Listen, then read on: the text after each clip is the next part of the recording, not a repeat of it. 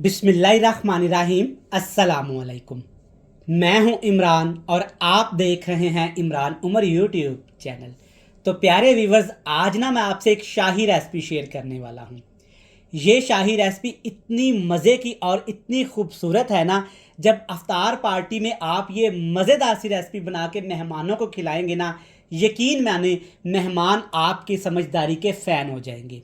बनाना बहुत ही आसान है, बड़ी मज़े की ये शाही रेसिपी बनती है। आज तमाम राज की बातें आपसे वीडियो में मुकम्मल डिटेल से डिस्कस करेंगे। सबसे पहले देखते हैं ये मज़ेदार, टेस्टफुल, खूबसूरत, शानदार शाही रेसिपी बनाने के लिए हमें किन किन चीज़ों की ज़रूरत है और ये कैसे तैयार की जाती है। तो चलें जी, बिस्मिल्लाहिर्रहमानिर्रहीम। आज की ये मज़ेदार रेसिपी बनाने के लिए ना, सबसे पहले हम रेसिपी के लिए शानदार सा एक मसाला तैयार करेंगे, जिसमें ग्रेवी भी होगी, टेस्ट भी होगा, जायका भी होगा और ख़ूबसूरती भी होगी। सबसे अच्छी बात भला क्या है, आज की रेसिपी इंशाल्लाह ताला इतनी मज़े की है और किचन में मौजूद चीज़ों से ही बनाएंगे। तो इसके लिए मैंने यहाँ पे हस्बे ज़रूरत कुकिंग ऑयल लिया है। हल्का सा गर्म करने के बाद एक छोटे साइज़ का प्याज इसमें डाल दिया है, बिल्कुल बारीक काट के। हाई फ्लेम करूंगा और हाई फ्लेम करके ना आपने प्याज को अच्छे तरीके से यहाँ पे फ्राई करना है।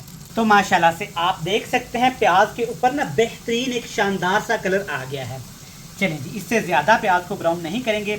अब इसमें डाल देंगे जनाब यहाँ पे 2 खाने के चम्मच भर के ना कुटा हुआ अदरक और लहसुन। ज़्यादा बिल्कुल बारीक मैंने इसको नहीं पीसा, बस हल्का सा इसको क्रश किया है ताकि ये खूबसूरत भी लगे और इसका टेस्ट भी अच्छे तरीके से आ सके। अच्छा, यहाँ पे अदरक और लहसुन को हाई फ्लेम करके ना आपने 2 से 3 मिनट लाजमी फ्राई करना है ताकि इसका कच्चापन ख़त्म हो जाए। बेहतरीन खुशबू आना शुरू हो गई है, अच्छे तरीके से अदरक और लहसुन यहाँ पे पक चुका है। तो अब इसमें डाल देंगे जनाब टमाटर, सब्ज़ मिर्च, जितना आप घर में रेसिपीज़ में इस्तेमाल करते हैं, कोई मसले वाली बात नहीं। अच्छा जी, यहाँ पे अपना हम प्याज के साथ टमाटर, अदरक, लहसुन के साथ इसको ना अच्छे तरीके से फ्राई कर लेना है ताकि सब्ज़ मिर्च का कच्चापन चला जाए, एक प्यारी सी खुशबू आना शुरू हो जाए। और जो इसमें हमने टमाटर शामिल किए हैं ना, बिल्कुल बारीक, वैसे तो मैंने इनकी कटिंग की है, लेकिन जब आप 2 से 3 मिनट हाई फ्लेम पे इनको फ्राई करेंगे ना, ये अच्छे तरीके से पक भी जाएंगे और नरम भी हो जाएंगे। तो यहाँ पे शानदार तरीके से सारे मसाले अच्छे तरीके से फ्राई हो गए हैं। स्पेशली टमाटर की बात करें तो पक चुके हैं। अब इसमें जनाब डाल देंगे कोफ्ते। फ्रोज़न कोफ्तों का इस्तेमाल करूँगा। इसकी रेसिपी हमारे चैनल पे है, आप विज़िट कर सकते हैं। ये कुछ इस तरह के मैंने बना के ना फ्रीज़ करके रखे हुए हैं। आप देख सकते हैं माशाल्लाह अभी तक ये फ्रेश हैं, बिल्कुल फ्रेश नज़र आ रहे हैं, क्योंकि हमने एक मेथड के तहत इनको सेव किया हुआ है। अगर इनकी वीडियो आपको चाहिए तो हमारे चैनल को ज़रूर विज़िट करिएगा। यहाँ पे तकरीबन 12 से 14 कोफ्ते हैं। आप अपनी फैमिली के हिसाब से ना इनको एडजस्ट कर सकते हैं। अलहदा से मैं इनको फ्राई नहीं करूँगा क्योंकि वो एक लंबा प्रोसेस है। आजकल रमज़ान का महीना है तो किसी के पास भी इतना टाइम नहीं होता। तो मैं क्या करूँगा, इस मसाले के साथ ना पहले इन कोफ्तों को फ्राई कर लूँगा ताकि कोफ्तों के अंदर हरे मसाले का टेस्ट भी चला जाए और ये घी के अंदर फ्राई होके ना जो हल्की फुल्की सी कसर है ना इनमें, उनका कच्चापन भी चला जाए। सिर्फ 5 मिनट मैंने कोफ्ते फ्राई किए हैं। आप देख सकते हैं माशाल्लाह ज़बरदस्त कलर भी आ गया है और जो हल्की फुल्की कसर थी ना, कोफ्ते अंदर तक पक गए हैं और जूसी हो चुके हैं। चेक करें माशाल्लाह ज़बरदस्त। आप इनको ऐसे भी फ्राई करके खा सकते हैं, लेकिन आज हमने शानदार सा एक कोफ्ते का सालन तैयार करना है। तो चलिए जी, अब इसमें डाल देंगे आलू। आधा किलो आलू इस्तेमाल करूँगा, लेकिन आलू की कटिंग है ना जो आपने इस तरीके से करनी है। छोटे साइज़ के आपने आलू लेने हैं और आलूओं को आपने इस तरीके से काटना है। एक आलू के आपने 4 हिस्से कर लेने हैं। ठीक हो गया जी। चलिए जी, आलू तो मैंने डाल दिए हैं और इसके साथ जो चंद मसाले हैं ना बिल्कुल बेसिक, वो भी अभी शामिल कर देते हैं ताकि मसाले भी आलूओं के साथ अच्छे तरीके से फ्राई हो जाए, हमें दोबारा मेहनत ना करनी पड़े।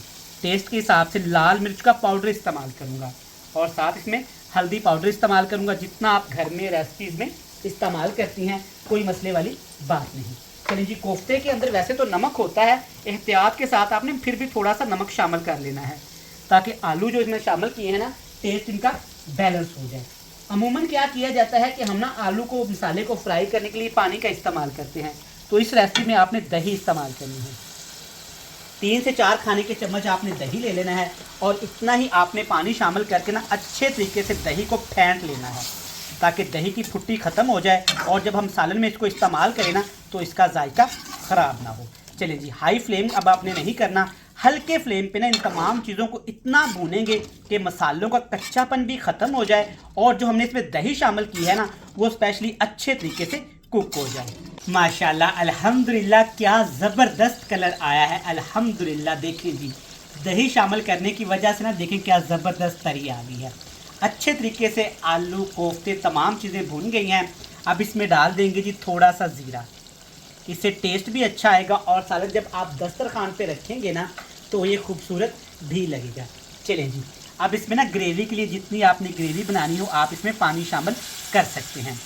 मैं सिर्फ एक छोटा गिलास शामिल करूँगा, आप कम ज़्यादा कर सकते हैं। और इसके साथ ना 4 सब्ज़ मिर्चें भी शामिल कर दूँगा डंठल समेत। ये सिर्फ मैंने खुशबू और ख़ूबसूरती के लिए डाली हैं। अगर ये आपको नहीं पसंद या बच्चे सब्ज़ मिर्च नहीं खाते तो आप इसे मुकम्मल स्किप कर सकते हैं। चलें जनाब, अच्छे तरीके से मिक्स कर लेंगे। वीडियो देखते देखते आप यहाँ तक आ ही गए हैं ना तो वीडियो को लाइक करके इमरान उमर को सब्सक्राइब भी कर लें। अल्हम्दुलिल्लाह, देखें जी माशाल्लाह कितना प्यारा कलर और क्या लजीज तरीन यहाँ पे हमारा सालन तैयार हो रहा है। चलें जी, अल्हम्दुलिल्लाह हल्की आंच करेंगे और ऊपर ढक्कन लगा के ना हमने इसको पकाना है तकरीबन सिर्फ 6 से 7 मिनट के लिए, ताकि जो हमने इसमें पानी डाला है ना वो अच्छे तरीके से पक जाए, कोफ्ते और आलू हमारे अंदर तक जूसी हो जाए। तो व्यूअर्स, यहाँ पे हमारे मज़ेदार से आलू कोफ्ते पकते हुए तकरीबन हो गए हैं 6 मिनट। 6 मिनट के बाद चेक कर लेना है आपने। अल्हम्दुलिल्लाह माशाल्लाह, सबसे पहले आलू कोफ्ते का आप कलर चेक करें। अल्हम्दुलिल्लाह, क्या ज़बरदस्त, शानदार, मज़ेदार और जानदार। देखें जी माशाल्लाह, कोई पहचान ही नहीं सकता कि ये देग में बनाया गया है या इसको घर में हमने बनाया है। अल्हम्दुलिल्लाह, जैसा कि आजकल रमज़ान का महीना चल रहा है और रमज़ान के महीने में अफ्तार पार्टीज़ तो चलती ही रहती हैं, तो आप एक दफ़ा घर में ये वाला आप लाजमी ट्राई करिएगा। ये आपको इतना पसंद आएगा और स्पेशली मेहमानों को जो इतना पसंद आने वाला है ना, मेहमान जाते हुए आपको इनाम भी दे के जाएंगे और इसकी रेसिपी भी आपसे लाजमी पूछ के जाएंगे। दिखने में कितना खूबसूरत, शानदार और मज़ेदार है, खाने में इतना लजीज और बनाने में चेक करें बिल्कुल सादा और मज़ेदार। चलें जी, अब ना एंड पे आपने इसमें ना थोड़ा सा पुदीना कटा हुआ शामिल करना है। धनिया आपने शामिल नहीं करना, पुदीना इस्तेमाल करना है। इससे क्या होगा कि पुदीने का खुशबू है ना जो बड़ी ज़बरदस्त इसमें एक महक सी लेके आएगी। अगर धनिया शामिल करेंगे ना तो उससे कोफ्ते हमारे नरम पड़ सकते हैं।